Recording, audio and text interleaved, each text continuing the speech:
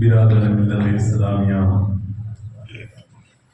السلام علیکم ورحمۃ اللہ وبرکاتہ۔ وعلیکم السلام ورحمۃ اللہ وبرکاتہ۔ الحمدللہ وکفی وسلام علی عبادہ الذین اصطفی،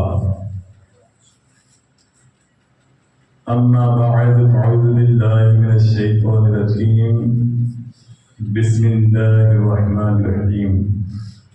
وَلَنَبْلُوَنَّكُمْ بِشَيْءٍ مِّنَ الْخَوْفِ وَالْجُوعِ وَنَقْصٍ مِّنَ الْأَمْوَالِ وَالْأَنفُسِ وَالثَّمَرَاتِ۔ صدق اللہ العلی العظیم، وبلغنا علی رسولہ النبی الامین الکریم، ونحن على ذلك لمن الشاهدين والشاكرين والحمد لله رب العالمين۔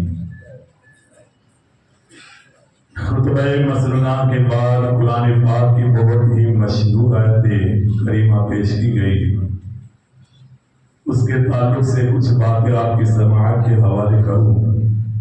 ضروری سمجھتا ہوں بارگاہ رسالت میں بآواز سے بلند درود پاک کا نذرانہ پیش کرے۔ اللہم صل علی سیدنا و نبینا و مولانا محمد و بارک وسلم، صلاۃ و سلام علیک یا رسول اللہ صلی اللہ علیہ وسلم۔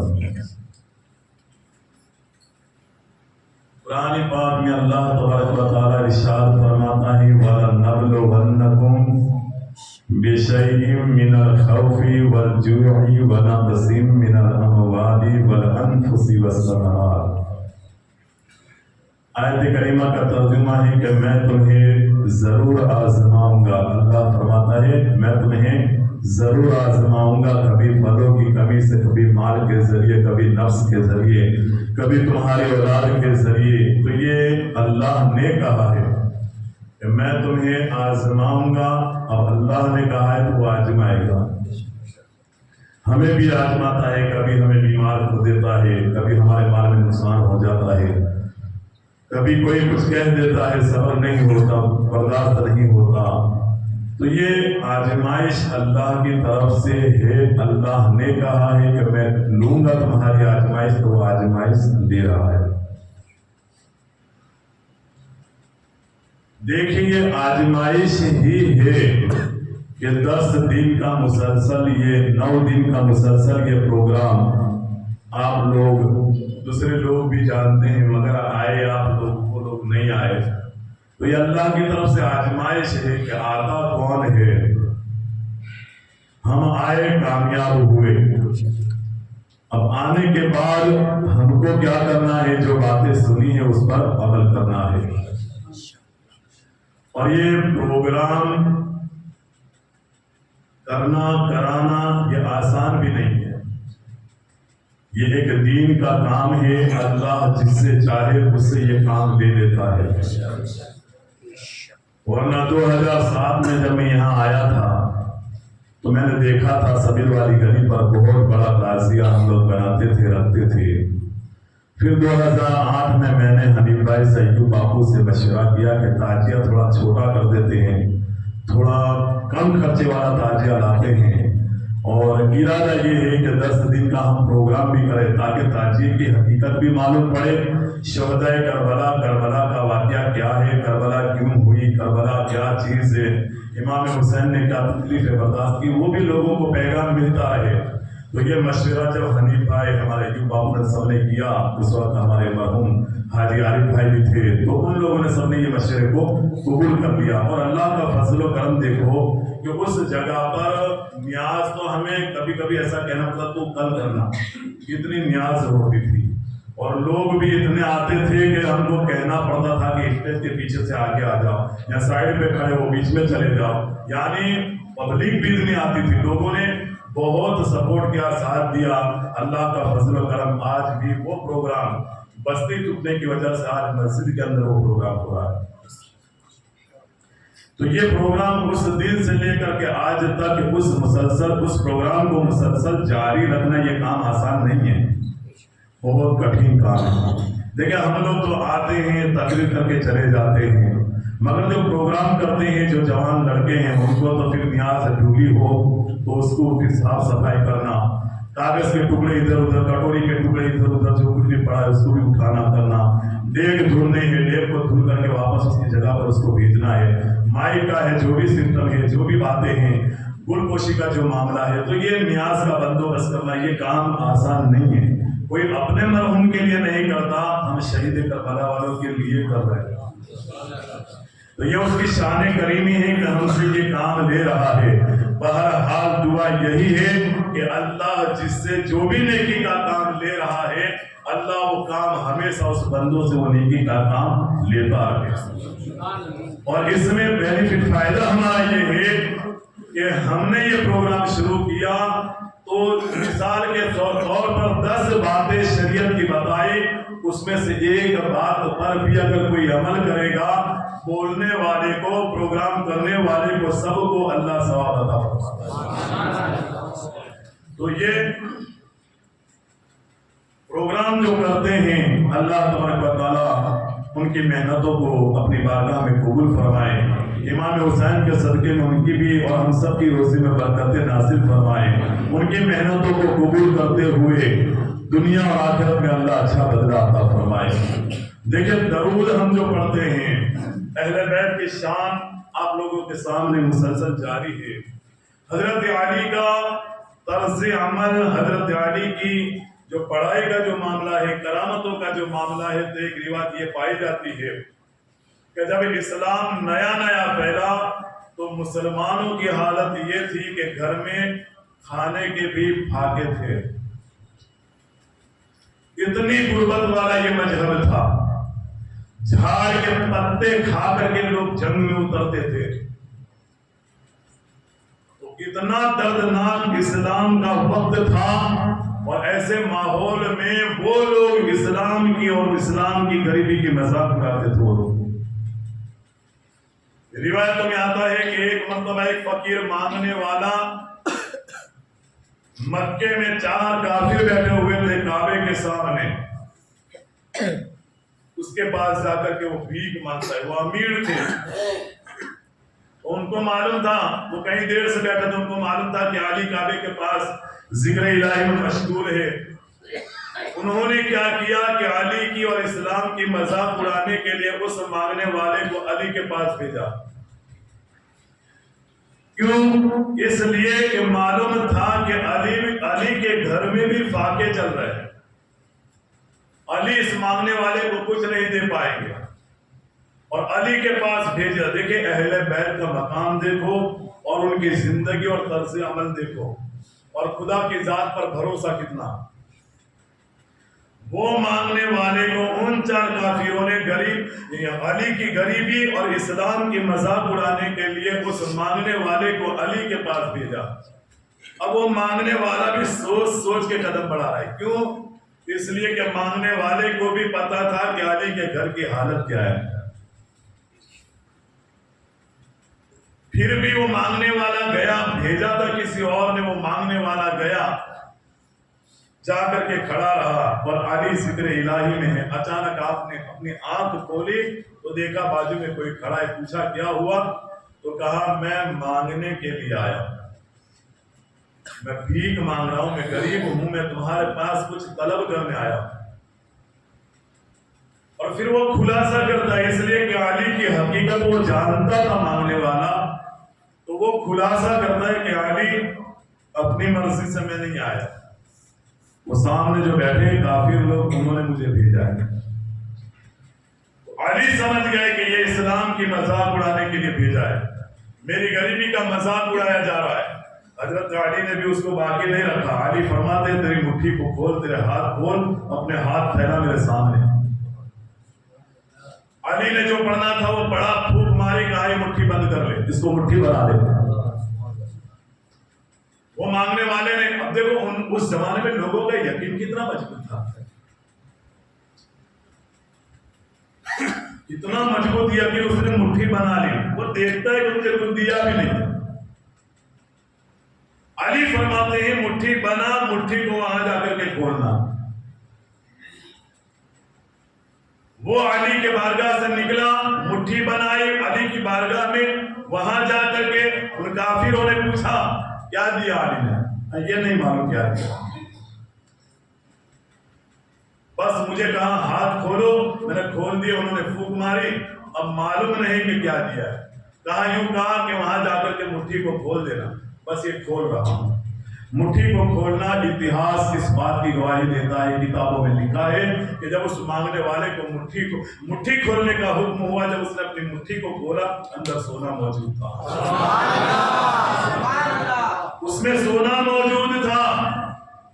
وہ بھلے کافر تھے مگر عقل والے تھے، اٹھے، مانگنے والے کا ہاتھ پکڑا، علی کے پاس آئے، پوچھا علی ہم نے حقیقت میں اسلام اور تمہاری غربت کی مذاق اڑانے کے لیے تمہارے پاس بھیجا تھا۔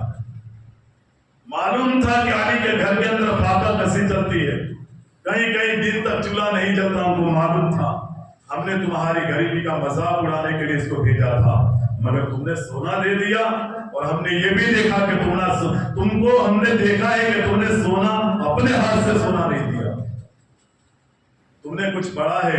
اس کے بعد پھونک ماری، بتاؤ تو صحیح علی کیا پڑھا؟ علی کہتے ہیں کہ جس کے قبضے قدرت میں علی کی جان ہے، اس ذات کی قسم میں نے درود پڑھ کر کے دم کرا تھا۔ علی نے درود پڑھا اور اللہ نے سونا عطا فرمایا، اور علی کا یقین خدا کی ذات پر دیکھو، اور درود کی برکت، علی باب العلم ہے، علی درود کی برکت کو جانتے تھے، تو یہ درود ہے، خدا کی ذات کا بھروسہ ہے، اور زبان علی کی تھی جو درود پڑھ رہی تھی۔ درود کی برکت، علی فرماتے ہیں کہ علی کا کوئی کمال نہیں، یہ درود کی برکت ہے۔ جیسے ہی کافروں نے سنا یہ درود کی برکت ہے اور درود اسلام میں ہے، انہوں نے چاروں چار میں کلمہ پڑھا، اسلام کو قبول کیا۔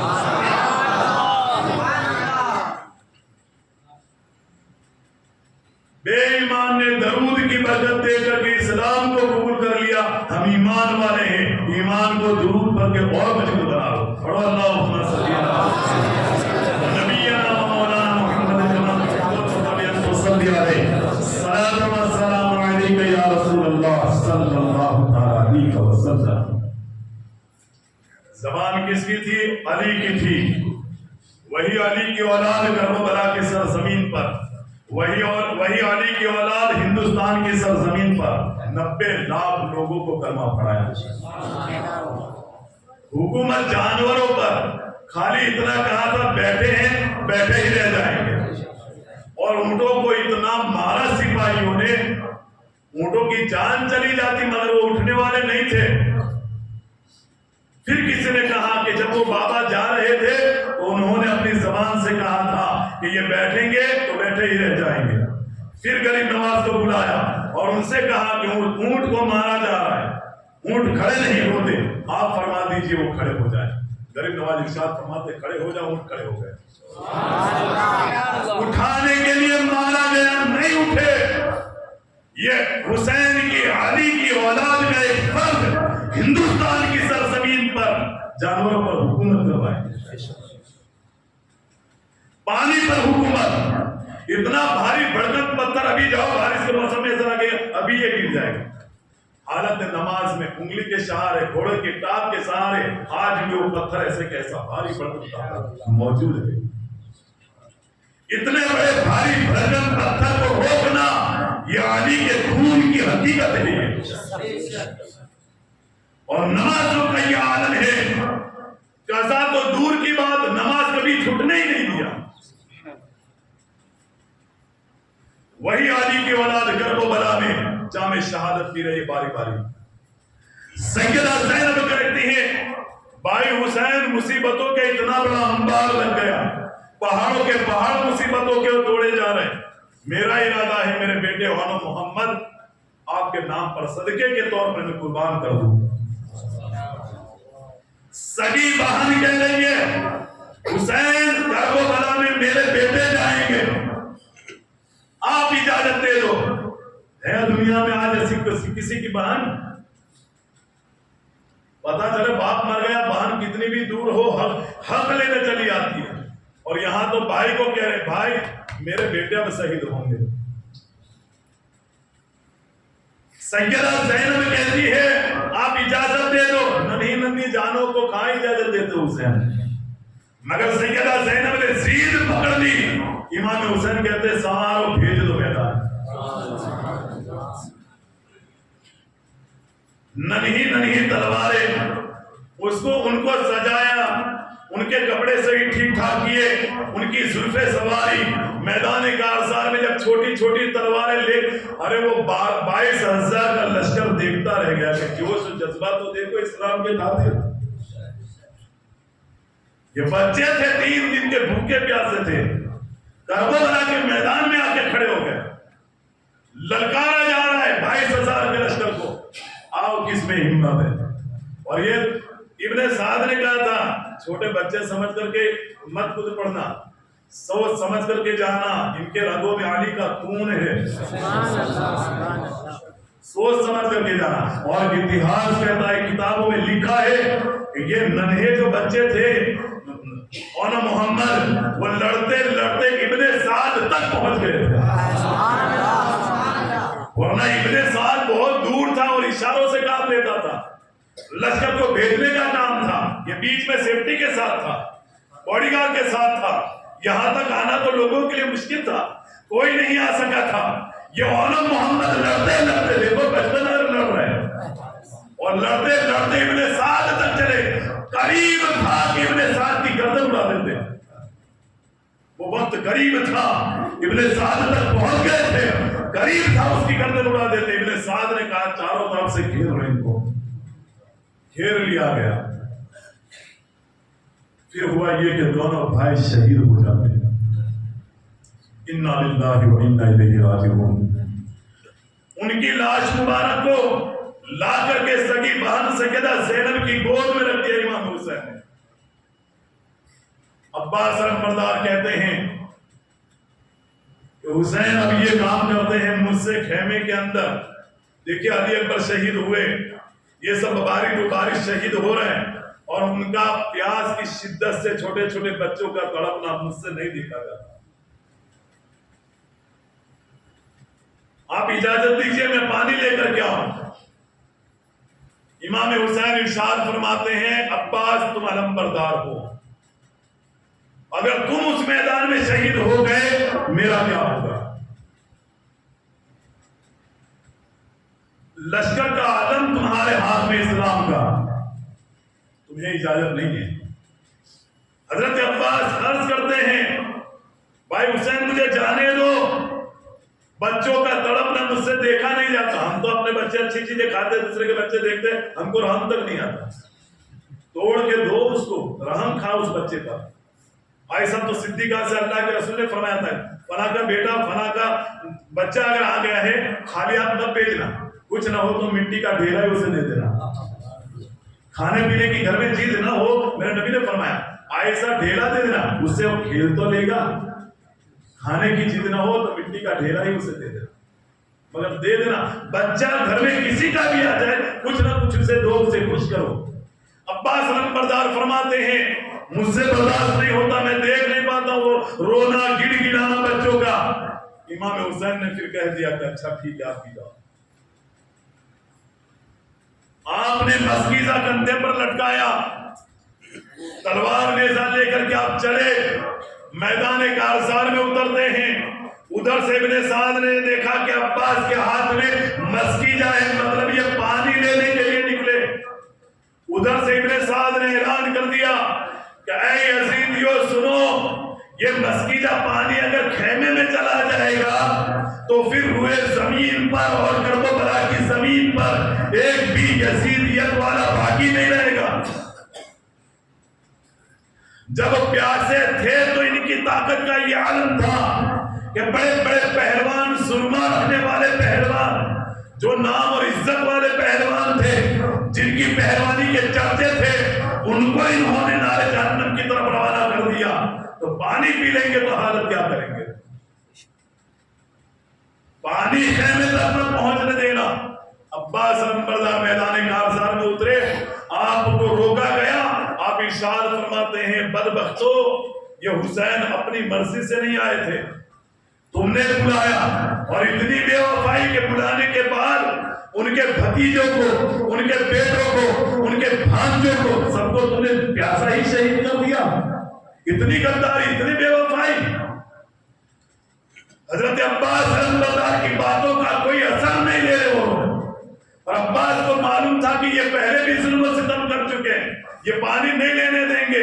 آپ نعرہ تکبیر بلند کرتے ہوئے ان کے اندر داخل ہو جاتے ہیں اور تلوار چلانا شروع کرتے ہیں۔ کس کی ہمت تھی کہ عباس علمبردار کا مقابلہ کرتے ہیں؟ کس کی ہمت تھی؟ عباس علمبردار بڑھتے چلے گئے، لاشوں کا انبار لگ گیا، نہر فرات کے قریب پہنچے، وہاں پر بھی لوگ پہرے دار تھے، تقریباً 500 لوگ تھے۔ انہوں نے ایک دوسرے کا ہاتھ پکڑ لیا، کسی کا ہاتھ میں تلوار، پھر کسی نے ہاتھ کندھے سے پکڑ لیا، زنجیر کی طرح ایک لائن کی طرح سب کھڑے ہو گئے، عباس کو پانی تک نہیں پہنچنے دیا۔ مگر پھر بھی عباس علمبردار تلوار چلاتے ہوئے پانی نہر فرات میں پہنچ گیا۔ مسکیجہ بھر لیا۔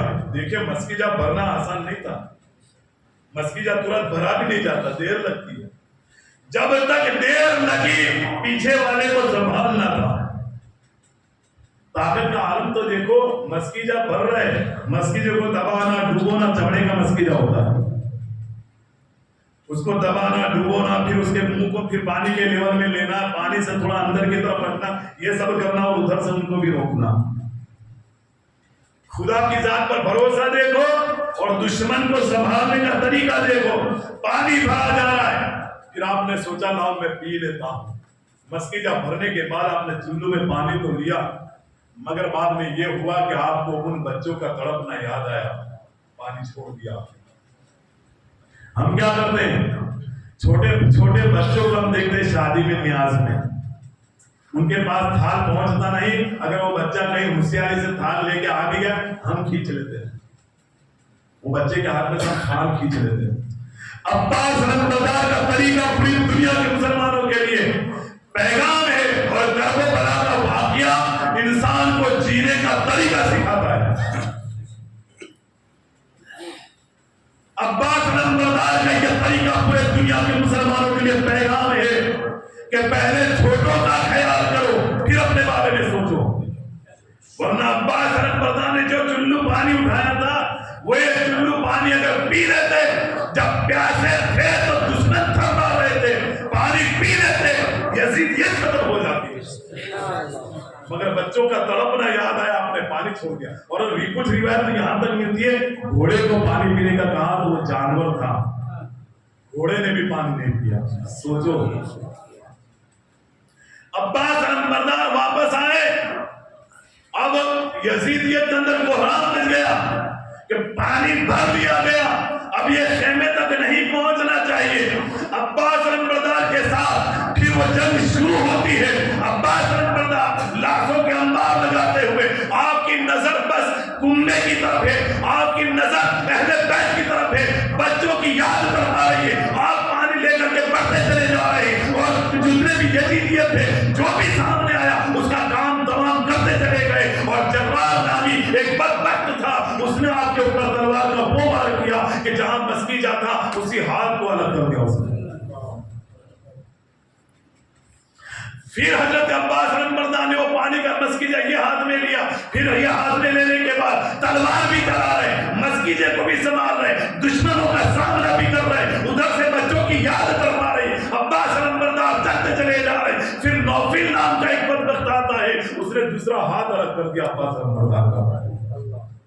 نوفل کی تلوار نے حضرت عباس علمبردار کے دوسرے ہاتھ کو الگ کر دیا، آپ نے مسکیجے کو دانت میں دبا لیا۔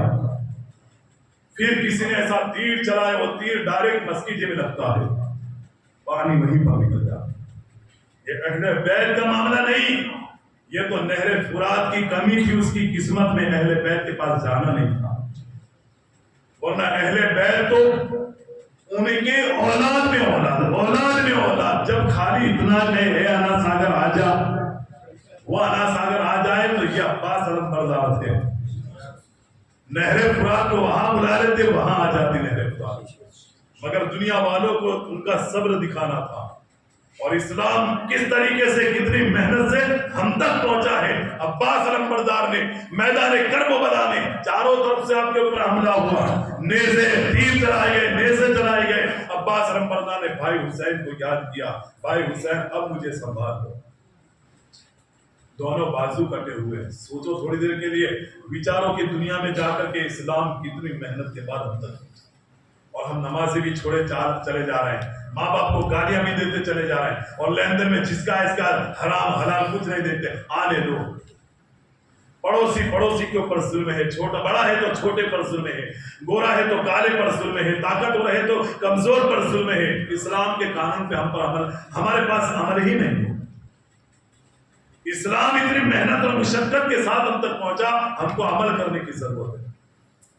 عباس علمبردار امام حسین کی گود مبارک میں آپ نے جامع شہادت پی لیا۔ انا للہ و انا الیہ راجعون۔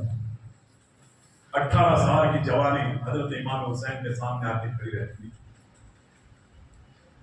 علی اکبر عرض کرتے ابا حضور میں جاتا ہوں میدان کارزار میں،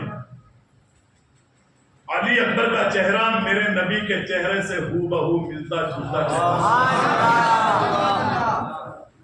اور اللہ تبارک و تعالیٰ نے وہ نورانیت عطا کی تھی کہ جب بھی کوئی علی اکبر کو دیکھتا تو پکار اٹھتا تک ہائے میں نے محمد صلی اللہ علیہ وسلم کو دیکھا۔ وہ علی اکبر نے اجازت مانگی۔ اب علی اکبر نے جب اجازت مانگی تو پھر حضرت حسین نے تو سب سے پہلے سب کو ہی انکار کیا، ڈائریکٹ کسی کو اجازت دی نہیں، کہا تم جاؤ۔ علی اکبر کا جب اصرار بڑھ گیا نہیں مجھے جانے دو، اور جب آپ نے اجازت دی ہے علی اکبر نے میدان کارزار میں اترے ہیں۔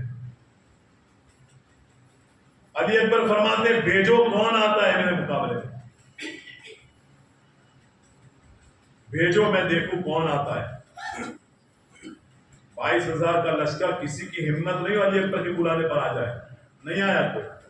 کتابوں میں صاف صاف لکھا ہے کہ علی اکبر نے بار بار للکارا، کوئی نہیں ہے، کسی میں ہمت نہیں علی اکبر کے سامنے آ جائے۔ اور کتابوں میں لکھا ہے کہ جب کوئی سامنے نہیں آئے علی اکبر خود میدان کارزار میں دشمنوں کے درگے میں چلے جاتے ہیں، تلوار چلانا شروع کرتے ہیں۔ علی اکبر فرماتے پہچانتے ہو میں علی اکبر ہوں، حسین ابن علی کا بیٹا ہوں میں، اور علی کا پوتا ہوں میں۔ حضرت علی اکبر لڑتے جا رہے ہیں اور یہ بات بتاتے جا رہے ہیں، اور یہاں تک کہ یزیدیوں کے اندر ایک کوہرام برپا ہو گیا، لاشوں کے انبار لگاتے چلے گئے علی اکبر رضی اللہ تعالیٰ عنہ۔ کسی کی ہمت نہیں تھی، وہ آیا علی اکبر کے قریب، جو بھی آیا اس کو آپ نے جہنم کی طرف روانہ کر دیا۔ مگر علی اکبر لڑتے کب تک؟ نڈھال تھے، پیاس سے 3 دن سے بھوکے پیاسے تھے، لڑتے لڑتے واپس امام حسین کی بارگاہ میں آئے۔ ابا حضور علیہ پیاس۔ امام حسین نے کہا معلوم ہے 3 دن سے ہمارے اوپر پانی بند کر دیا، اب تمہارا وہ وقت قریب ہے بیٹے علی اکبر، تم نانا جان کے ہاتھ سے حوض کوثر پینے والے ہو۔ تسلی کے لیے حسین رضی اللہ تعالیٰ عنہ نے اپنی انگوٹھی مبارک اتاری اور پھر کہا یہ انگوٹھی کو اپنے منہ میں رکھ لو۔ علی اکبر نے منہ میں رکھ لی، اور اس کے بعد علی اکبر پھر منہ میں رکھنے کے بعد واپس میدان کارزار میں۔ اب ابن سعد بڑے بڑے پہلوانوں سے کہتا ہے کہ ارے تم کیا کر رہے ہو، یہ علی اکبر پہلے بھی آگے گئے، پہلے بھی للکارا، اور تمہاری بہادری پر مجھے افسوس ہوتا ہے۔ اتنی ساری تنخواہ لیتے ہو پہلوانی کی، بہادری کے لیے تم تنخواہیں لیتے ہو، اور علی اکبر نے للکارا تم نہیں گئے، اور وہ خود تمہارے اوپر حملہ کرتے ہیں۔ اب دوسری مرتبہ ہے، دوسری مرتبہ للکارا، اب تم نہیں جا رہے۔ اس میں سے 1-2 پہلوان علی اکبر کے سامنے آئے، مگر علی اکبر کے سامنے وہ کیا ٹکتے، علی اکبر نے ان کا بھی کام تمام کر دیا۔ اور جب ابن سعد نے دیکھا اس طریقے سے لڑنا، یہ تو علی اکبر حاوی ہو جائے گی، یہ لشکر اتنا بڑا، جو لشکر جرار جو اتنا بڑا لشکر ہے وہ تمام تباہ و برباد ہو جائے، تو اس نے اشارہ کیا کہ سب ایک ساتھ حملہ کر دو۔ علی اکبر رضی اللہ تعالیٰ عنہ نے پھر میدان کارزار میں حسین کو یاد کیا، ابا حضور مجھے سنبھال لیجیے، امام حسین جاتے ہیں، علی اکبر گھوڑے سے نیچے آتے ہیں، روئے زمین کی طرف آتے ہیں، زخموں سے چور ہیں، امام حسین کی گود میں سر مبارک رکھا، آنکھیں بند تھی، میرے حسین نے اپنے بیٹے کے چہرے کے اوپر سے جو گرد و غبار تھی، جو مٹی لگی ہوئی تھی کربلا کی، اس کو صاف کیا، صاف کرتے کرتے اچانک حضرت علی اکبر کی آنکھ کھلتی ہے، یہ آخری دیدار تھا حسین کا، پھر علی اکبر ہمیشہ کی نیند شہادت کی جام پینے کے بعد سو جاتے ہیں۔ اب امام حسین نے دیکھا کہ سب شہید ہو گئے، آپ خیمے کی طرف آتے ہیں، جب آپ خیمے کی طرف آتے ہیں تو آپ نے علی اصغر کا تڑپنا دیکھا، عورتوں نے کہا کہ دیکھیں وہ دشمنی ہے تو آپ سے ہے، بچے سے تو ان کو کوئی دشمنی نہیں، یہ بچوں کا تڑپنا، یہ حضرت علی اصغر کا تڑپنا ہم سے دیکھا نہیں جاتا، آپ لے کر کے جاؤ۔ میں تو پوری دنیا کے مسلمانوں کو کہتا ہوں بچہ کسی کا بھی ہو، اپنا ہو پرایا ہو، مگر جب سامنے آ جائے میرے نبی کی سنت کے اعتبار سے کچھ بھی دے دو، تم دو گے۔ حسین کیا ہے؟ ہمارا عقیدہ زندہ ہے، عقیدہ ہے نا ہمارا، حسین زندہ ہے، ہماری باتوں کو حسین جانتے پہچانتے ہیں، حسین کو آج بھی کربلا کی سرزمین سے حسین کو یہ معلوم ہے، نور الہی مسجد میں میرا لوگ ذکر کر رہے، سن رہے لوگ، ہم حسین کو زندہ مانتے ہیں۔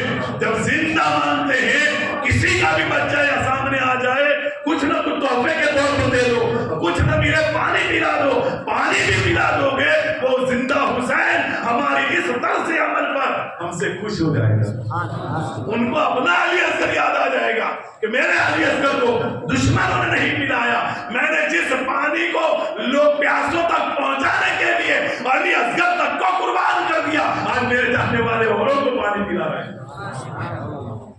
پلاؤ تو صحیح۔ علی اصغر کو لے کر کے جب گئے، دشمنوں سے کہا دیکھیں جو معاملہ تھا وہ تمہارا میرا تھا، بچوں نے کیا بگاڑا ہے، دے دو پانی، پیاسے ہیں، بار بار زبان باہر نکل رہی تھی، کیا عمر تھی 6 مہینے، کچھ روایت میں 5 مہینے لکھا ہے، اتنی چھوٹی عمر میں پیاس کی شدت سے بار بار زبان کا باہر آنا۔ امام حسین تو ابھی تو پانی کی ابن سعد وغیرہ سے بات کر رہے، غربلا نے نشانہ تان کر کے تیر کو طاقت کے ساتھ علی اصغر کے حلق کے اوپر چھوڑ دیا، اور وہ تیر صرف علی اصغر کے حلق پر نہیں، حلق کو چیر کر کے بازو حسین میں لگتا ہے۔ اسلام کتنی محنت کے بعد ہم تک پہنچا، یہ تو سوچو۔ امام حسین نے وہ تیر جب نکالا ہے، ہم تو بکرے کو 10-15 دن پالتے قربانی میں، 10-15 دن پہلے جلدی لے کے آ جاتے ہیں، کچھ لوگ تو پالے ہوئے بکرے کا گوشت بھی پھر ان کے گلے نہیں اترتا، اور جب چھری چلانے لگتے تو بچے کہتے نہیں ان کو مت کاٹو، ان کو کیا معلوم یہ ہمیں کرنا پڑے گا، یہ واجب ہے قربانی، بچوں کو نہیں معلوم، مگر بچوں کا دل لگنے کی وجہ سے بچے کہتے نہیں مت کاٹو، ہم اس کے بعد بھی قربانی کر دیتے، بچے 2-3 دن تک روتے رہتے۔ یہ ایک جانور سے ہماری محبت کا یہ عالم ہے، علی اصغر سے حسین کا معاملہ کیا ہوگا؟ جب چھری چلتی ہے حلق پر تو کچھ وہاں دیکھنے والے آنکھیں پھیر لیتے، نہیں دیکھ پاتے۔ حسین نے علی اصغر کے حلق سے جب تیر نکالا ہوگا، دل پہ کیا بیتی ہے؟ حسین نے جب تیر نکالا، علی اصغر بھوکے پیاسے وہ بھی تھے، جسم میں خون کتنا ہوگا، 6 مہینے کے بچے میں خون کتنا ہوگا، مگر کتابوں میں لکھا ہے جب تیر نکالا حسین نے، بازو سے بھی نکلا، بازو میں بھی لگا تھا، وہاں سے نکلا، حلق میں سے پھر نکالا، خون کا فوارہ نکل جاتا۔ امام حسین علی اصغر کو لے کر کے بارگاہ خداوندی میں خدا کا شکر ادا کرتے ہیں، اے خدا تیرا شکر ہے اس ننھی جان کی بھی قربان، اس کی شہادت بھی تیری بارگاہ میں قبول کر رہے ہیں، یہ جان بھی تیری بارگاہ میں شہادت کا جام پی رہی ہے۔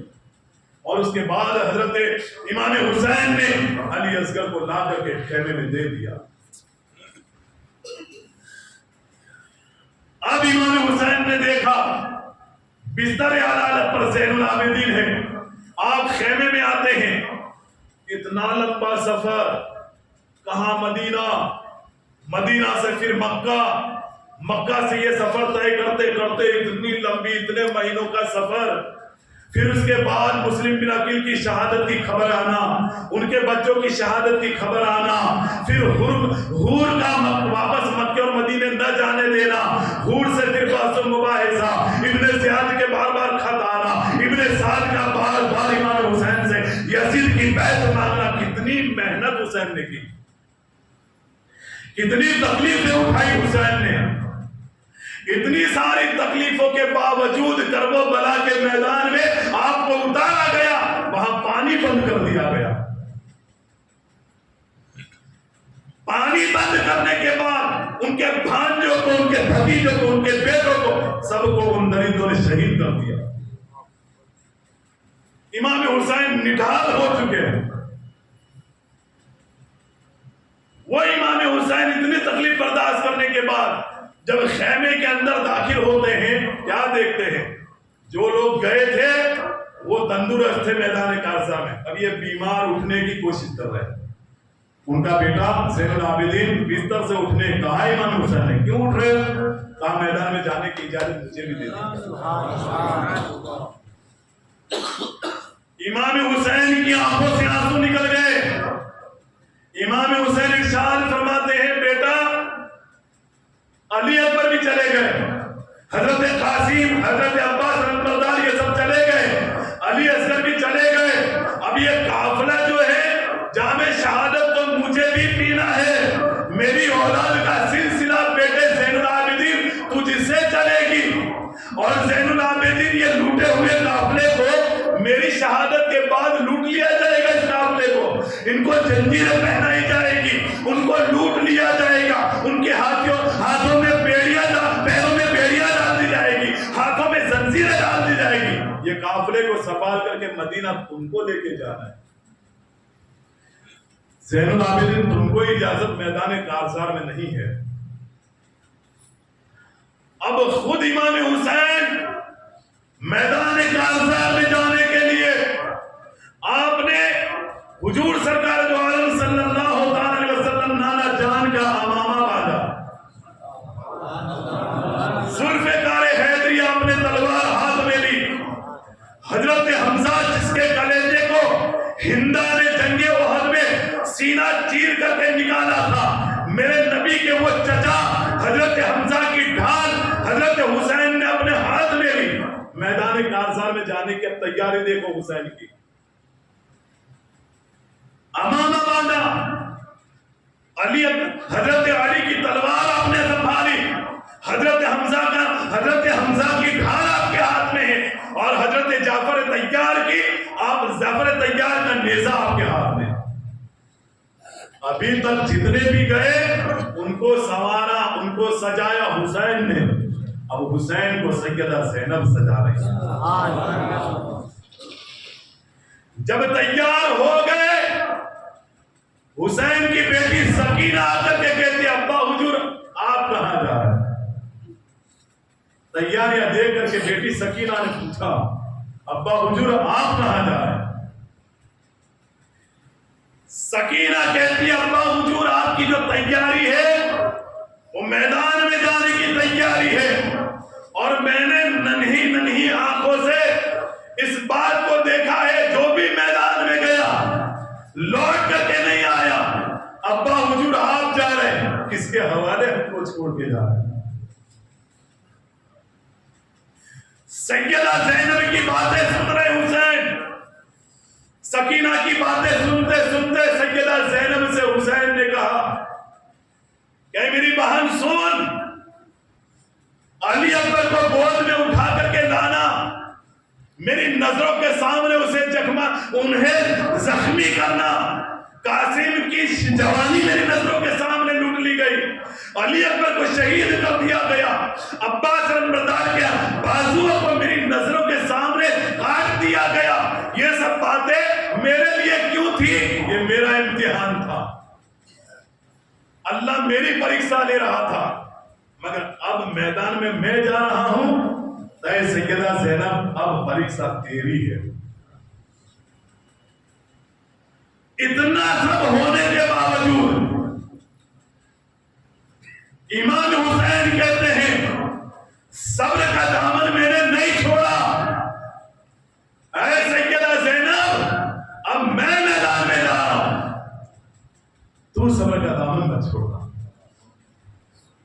اس لیے کہ دنیا میں جو سب سے بڑی محبت ہوتی ہے نا، دنیا کہتے ہیں نا کہ بیٹے اور ماں میں نہیں ہے ایسی بات، سب سے بڑی محبت دنیا میں اگر ہوتی ہے تو بھائی بہن کے بیچ میں ہوتی ہے۔ سگا بھائی بہن کو اگر باپ کے مرنے کے بعد اگر مال کے اندر ملکیت میں سے حصہ نہ دے اور 5 سال کے بعد اس کی بہن کو پتا چلے مال میں سے تو کچھ نہیں دیا، باپ مر گیا، میرا بھاگ تھا، میرا حصہ تھا، وہ بھی بھائی نے لے لیا، اب بھلے وہ 5 سال بیت گئے مگر 5 سال کے بعد بھی اگر اس بہن کو پتا چلے میرے بھائی کا ایکسیڈنٹ ہوا، اسے دوپٹے کا بھی خیال نہیں رہے گا، بھائی کی محبت میں وہ چلی آئے گی۔ دنیا میں سب سے بڑی اگر محبت ہے تو وہ بھائی بہن کی محبت ہے۔ سیدہ زینب سے حسین کہتے ہیں، اے حسین، جس طریقے سے اے سیدہ زینب، میری نظر نے جو جو منظر کو دیکھا ہے تو نے بھی اس منظر کو دیکھا، تیرے سگے بیٹے ہونو محمد تیری نظروں کے سامنے شہید ہو گئے، تو نے صبر کا دامن نہیں چھوڑا، مدینے کی عرفتن بہاروں کو چھوڑا، اور وہاں سے چھوڑنے کے بعد مکے کی حسین وادیوں میں ہم داخل ہوئے، تو نے صبر کا دامن مدینہ چھوڑا، تب بھی تو نے صبر کا دامن نہیں چھوڑا، تو نے ہمیشہ میری مدد کی ہے، تم مکے میں آئی تو نے وہاں بھی میری مدد کی ہے، تو نے وہاں بھی صبر کا دامن نہیں چھوڑا۔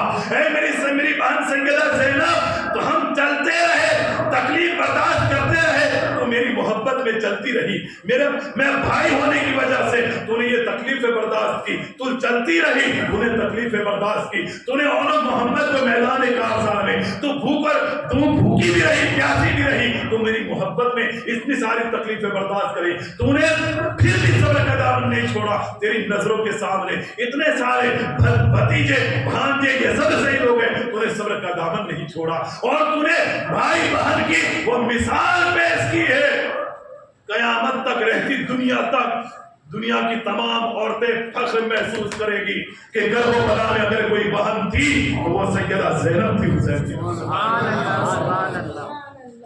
تیری یہ قربانیاں بیکار نہیں جائے گی، دنیا کی عورتیں فخر کرے گی کہ دنیا میں بھائی بہن کا رشتہ کیا ہوتا ہے، اور تو نے صبر کی منزل پر وہ قدم تو نے لگا کے رکھا کہ تو نے ہر جگہ پر صبر اپنایا ہے۔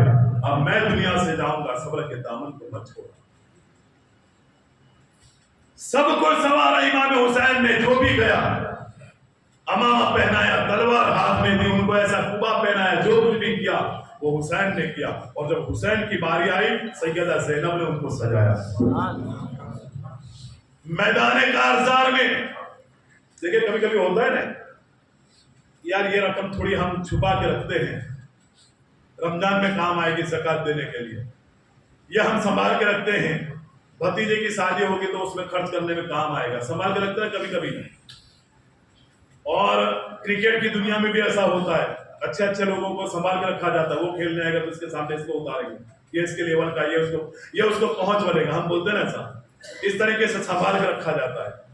تو ابن سعد بھی بہت عقل والا تھا، حسین کی حقیقت، حسین کی بہادری وہ جانتا تھا، اس نے بھی سنبھال کے رکھا تھا بڑے بڑے پہلوانوں کو۔ تمیم کو سنبھال کے رکھا تھا، سب سے بڑا پہلوان تھا تمیم۔ یزید ابتہی کو سنبھال کے رکھا تھا، وہ بھی بڑا پہلوان تھا، اس کے نام کے چرچے تھے۔ بدر بن سہیل، اس کو بھی سنبھال کے رکھا تھا ابن سعد نے۔ کرب و بلا کی میدان میں جب امام حسین آئے، امام حسین نے پھر سے پہچان کروائی، تم جس کا کلمہ پڑھتے ہو اس نے میری پیشانی کو چوما ہے، میں اس کا نواسا ہوں۔ تم کو معلوم ہے جب وہ سجدے میں جاتے تھے میں ان کی پیٹھ پر بیٹھ جاتا تھا، تم کو معلوم ہے جب وہ رکوع کرتے تھے تو میں رکوع والی جگہ ان کے پیر کے پاس جا کر کے بیٹھ جاتا تھا۔ دنیا ہماری عزت کرتی ہے اور روئے زمین پر ہمارے جیسا عزت والا کوئی ہے ہی نہیں، میرا وہ مقام ہے۔ یہ سب باتیں امام حسین بتاتے کیا فرماتے ہیں، میں بیٹا کس کا ہوں وہ تو تم جانتے ہو، فاتح خیبر کا بیٹا ہوں میں، اور میری ماں کا یہ عالم ہے۔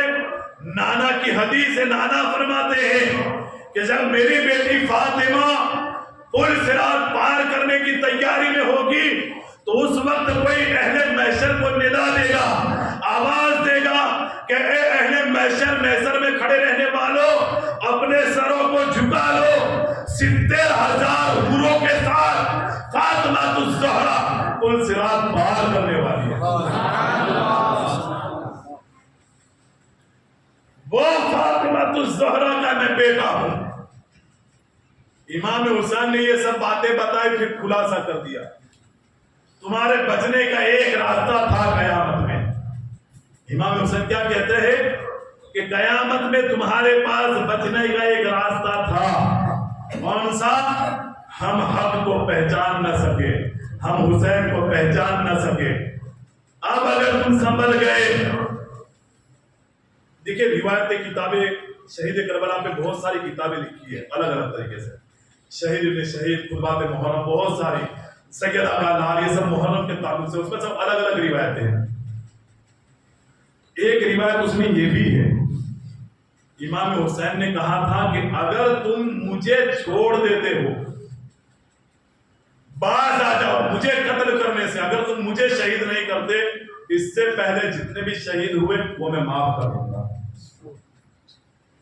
اتنی ساری لاشیں اٹھائی، پورا دن 3 دن کے بھوکے پیاسے ہوتا تھے۔ ہم تو گیس کا بوتل بھی ہوتا ہے، دوسرے مدرسے لے جانے کا نام بولتے ہیں، میرے سے نہیں ہوگا، میں نے روزہ رکھا ہے، میں نہیں اٹھا پاؤں گا۔ جو گاڑی لے کے آئے اس کو ہی بولتے 10 روپے لے لینا، بوتل اوپر چڑھا دے۔ ایک دن کا روزہ، ہم نے تو سحری بھی کیا نا۔ امام حسین 3 دن کے بھوکے پیاسے، اور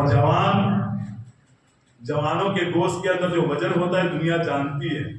امام حسین 3 دن کے بھوکے اور پیاسے، اور سب کو اٹھا اٹھا کر پھینکا رہے ہیں۔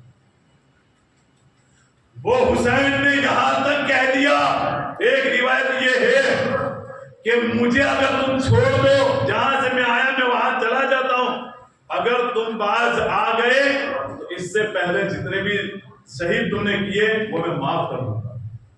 مگر وہ دولت کے لالچی کہاں ماننے والے تھے۔ امام حسین کہتے ہیں کہ تمہارے لیے ایک رات، تم یہ مت سمجھنا حسین ڈر گئے، یہ سب باتیں میں ڈر کے لیے نہیں بول رہا ہوں، تم قیامت میں چھوٹ نہ سکو اس لیے میں نے یہ بات بتائی۔ مان جاؤ گے میدان کربلا میں چھوٹ جاؤ گے، نہیں مانو گے پھنس جاؤ گے، اس لیے کہ وہ ایک راستہ تھا جو میں نے بند کر دیا۔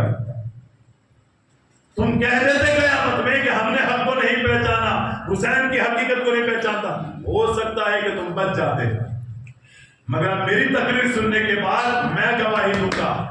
حسین فرماتے ہیں جب تم یوں کہو گے ہم نے حق کو نہیں پہچانا، حسین کی حقیقت کو ہم سمجھ نہ پائے، اس وقت میں کھڑے ہو کر کے کہوں گا اے یزیدیو میں نے تم کو سمجھایا تھا، نہیں مانے اس وقت، اب عذاب الہی تم پر ہے، اب جہنم کے سوا کوئی راستہ نہیں۔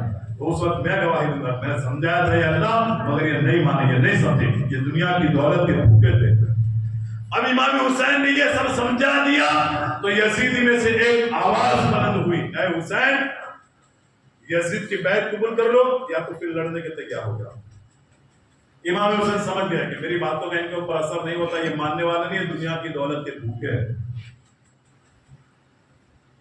امام حسین کہتے ہیں ٹھیک ہے آؤ، کس کی ہمت ہے؟ تمیم نام کا پہلوان جس کو سنبھال کے رکھا تھا، ڈینگے مارتا ہوا میدان کربلا۔ امام حسین، ارے علی اکبر کی طاقت کا یہ عالم تھا، جب بیٹے کی طاقت کا یہ عالم تو باپ کی طاقت کا عالم کیا ہوگا؟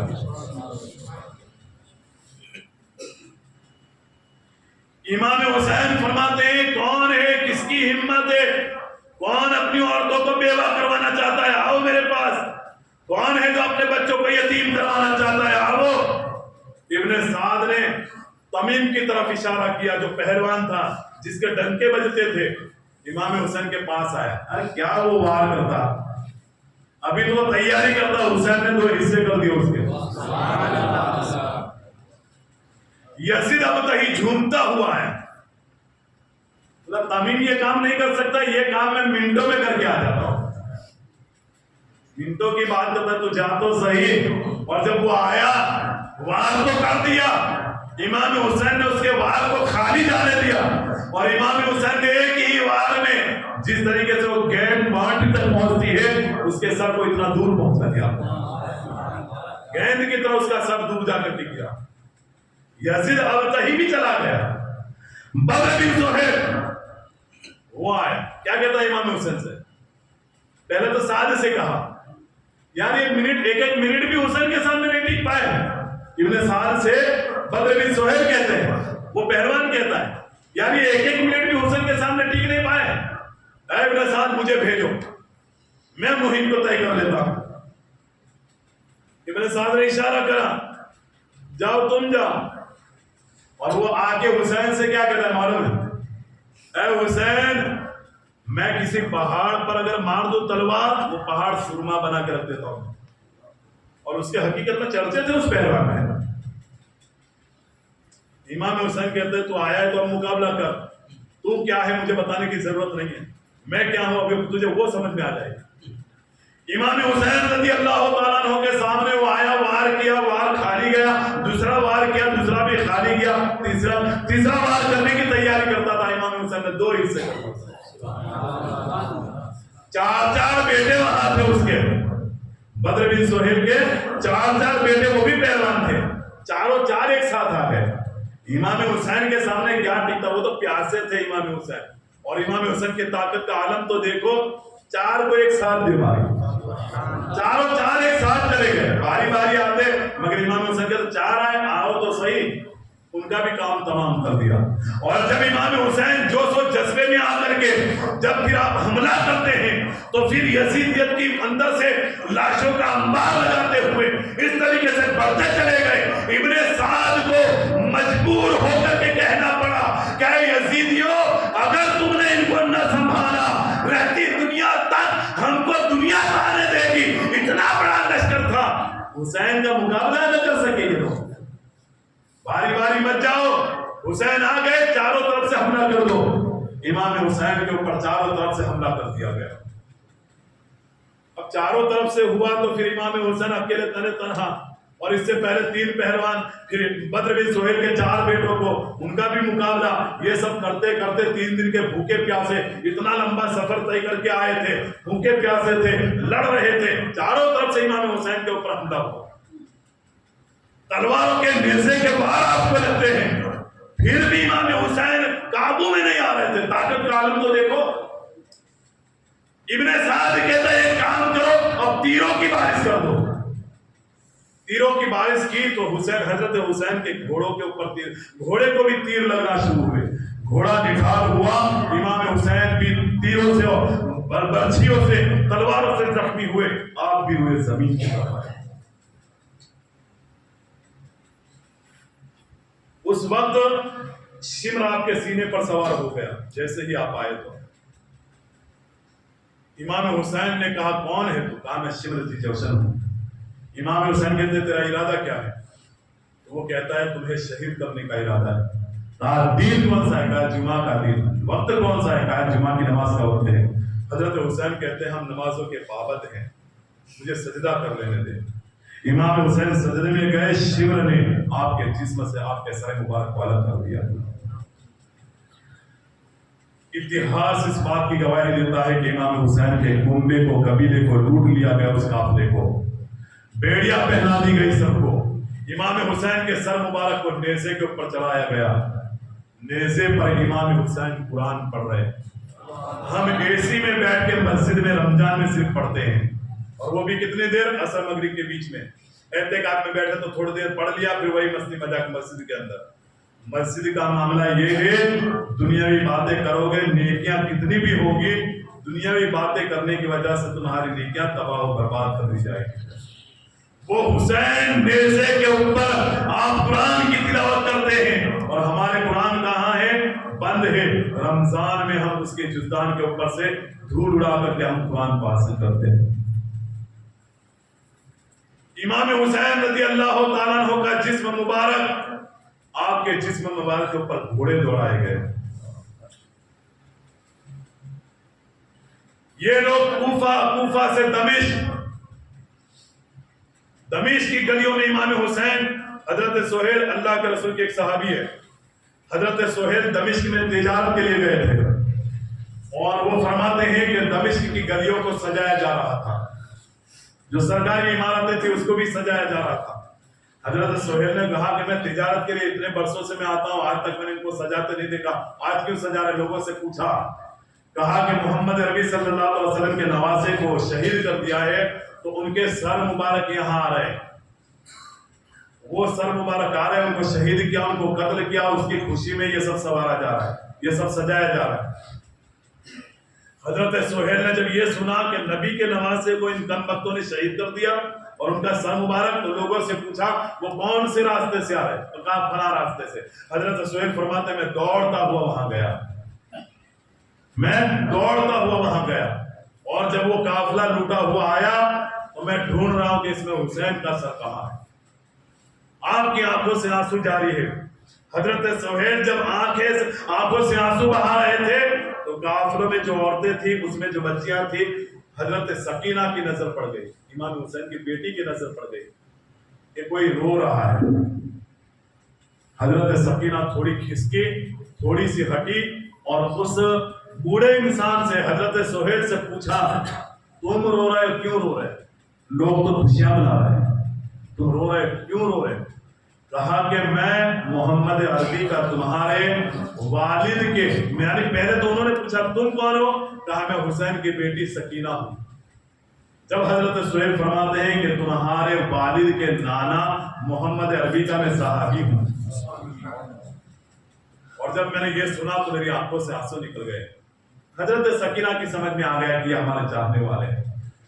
हजरत सुहेल फरमाते मेरा कुछ काम है, मेरे लायक कोई काम है? तो सकीना ने काम क्या बताया? 3 दिन की भूखी प्यासी मांगे तो क्या मांगे? पानी और खाना मांगे। आपने पैसा, पानी, खाना पीना कुछ नहीं मांगा। सैयदा सकीना इरशाद फरमाती है कि तुम कहते हो कि मेरा कुछ काम हो तो बोलो, तो तुम्हारा काम सिर्फ इतना है कि ये मेरे वालिद का जो सर मुबारक नेज़े पर है ना, उसको देखने के लिए लोग जो भीड़ है वो धक्का धक्की करते हैं। हम पर्दे वाले हैं, हम नमाजों के पाबंद हैं, हम औरतें हैं, अहले बैत की औरतें हम हैं, और अहले बैत हम पर्दों में रहने वाली है। ये लोग ये आप सर मुबारक को आगे ले जाओ ताकि ये जितने भी मर्द हैं वो सब आगे चले जाए। क्या मांगा? इन्होंने मांगा तो ये मांगा, और हम क्या करते हैं? आज की रात जो ताजिया निकलता है, आज की रात और कल का पूरा दिन हम बना संवार करके भेज देते हैं, और औरतें हमारी इजाजत लेकर के जाती है, मेकअप भी हम ला के देते हैं। सकीना कितनी छोटी है, बच्ची है, भीड़ भाड़ को दूर, और दूर भीड़ भाड़ हुई, वो सर मुबारक भी दूर गया, तो खाली कहने से नहीं गया। वो बेचारे तिजारत के लिए आए थे, कारोबार के लिए आए थे, वो खाली सर आगे ले जाने के 400 दिनार लिए यजीदियों ने, खाली सर दूर करना था थोड़ा आगे। 400 दिनार हजरत सुहेल ने दिए। जब वो सर आगे गया और ये सलामत रहने लगी औरतें, तो सैयदा सकीना ने पूरी दुनिया के मुसलमानों को पैगाम दे दिया कि औरतों के लिए पर्दा जरूरी है। हम भूखे प्यासे थे, पानी और खाना नहीं मांगा हमने सिर्फ मर्दों को दूर किया, और हम क्या करते हैं? हम बना सवार करके भेज देते हैं। आज की जो रात है वो इतनी बरकत वाली रात है, ये इबादत वाली रात है। हुसैन ने ये रात मांगी थी दुश्मनों से, और इसी रात को हम अपनी बाइक पे बिठा करके ले जाते, बहन को भी ले जाते, बीवी को भी ले जाते, कभी रिश्ता होती है तो माँ को, फैमिली को लेकर के हम निकल जाते हैं। कितना बड़ा गुनाह है। आज रात इबादत करनी थी और तुम लेकर के बाहर निकल गए। हमने ताजिया जायज है, मगर उसके अंदर जो चीज हो रही है खुराफात, वो नाजायज है।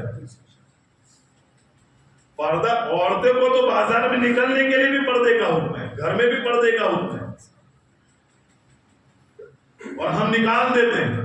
ये करबला का जो पूरा वाकया है, शुरू से लेकर के इमाम हुसैन की शहादत और शहादत के बाद के जो वाकयात है, ये हमारी जिंदगी जीने का एक तरीका बता है। देखो, तकरीर में समझ में ना आया है तो आप लोग मुझसे ही बात करना, बाद में बाहर जाकर के कहना मत कि मौलाना ने ये बात बताई, दूसरे लोगों को, दूसरे नमाजियों को मत भड़काना, इसलिए कि ये बात तुमको किसी नमाजी ने नहीं बताई, मैंने बताई। मुर्गी से पूछना, और अगर समझ में ना आए तो दूसरे आलिम को पूछना, मगर नमाजी को मत पूछना, क्योंकि वो नमाजी आलिम नहीं है। जो बात तुमने सुनी वही बात नमाजी ने भी सुनी है। तो कुछ बातें ऐसी भी होती है कि यूट्यूब के जरिए, फेसबुक के जरिए, मगर वो बात किताबों से जाहिर नहीं होती है, सुनी सुनाई बातें होती है। तो तुम वो बात यूट्यूब वाली हो या फेसबुक वाली, व्हाट्सएप वाली बातें ला करके रखोगे, वो बात किताबों में शायद न भी हो। तो बात ये है कि जितना भी हो सके गुनाह का जहां पर तुम्हें अंदेशा हो बच जाओ। मेरे नबी फरमाते हैं किसी गुनाह को मामूली मत समझना। पहाड़ जितनी नेकियां लेकर के आओगे, राय के दाने के बराबर वाला भी गुनाह होगा। वो पहाड़ की नेकियां, वो गुनाह अगर बड़ा, तुमने जिसको छोटा समझा, वो राय के दाने के बराबर का गुनाह तुम्हारी वो नेकियों को बर्बाद कर देगा। बहरहाल वाक़यात करबला जो मेरा वादा था, उस एतबार से मैंने शहादत इमाम हुसैन तक ये बात सुनाई। उसके बाद की जो सजाए है वगैरह है, इंशाअल्लाह जिंदगी बाकी रही, कोई जगह पर ऐसा मौका मिला तो इंशाअल्लाह वाक़यात वादे करबला, वो दुश्मनों के ऊपर अल्लाह ने क्या क्या अज़ाब नाज़िल किया, वो बातें इंशाअल्लाह कभी बताने की मैं कोशिश करूंगा। और अगर ऐसा हुआ तो हो सकता है कि मौलाना ताजुद्दीन अगर उनके लेवल में ये बात आती है तो वो भी आपको बता दे, जो बड़े बड़े इब्ने साद, इब्ने ज़ियाद, उनके ऊपर जो अज़ाब इलाही नाज़िल हुआ, तो अगर वो बताते ठीक है मेरी जिंदगी बाकी रही तो मैं कभी इंशाअल्लाह ये बात बता दूंगा। जो कुछ भी बातें मैंने बताई, अल्लाह तबारक व तआला मुझे आपको उस पर अमल करने की तौफीक अता फरमाए। व मा अलैना इल्ला अल बलाग। सलाम के खैर हो जाए।